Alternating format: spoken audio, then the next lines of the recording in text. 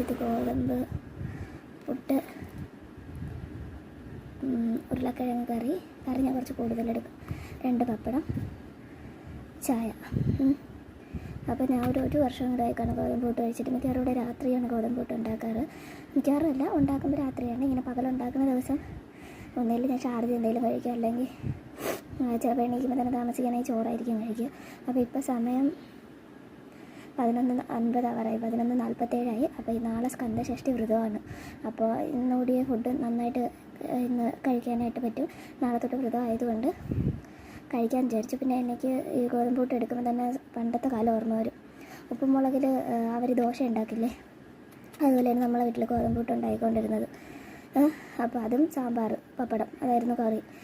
അതും ഇങ്ങനെ കട്ട പുട്ടായിരുന്നു. ഇപ്പോൾ അത് ഇത്തിരി സോഫ്റ്റ് ഉണ്ട്, അല്ലെങ്കിൽ ഫുൾ കട്ടപ്പുട്ട്. അപ്പോൾ അത് തിന്നാനേ പറ്റില്ല, ഭയങ്കര ബുദ്ധിമുട്ടായിരുന്നു മിക്കവാറും. അപ്പം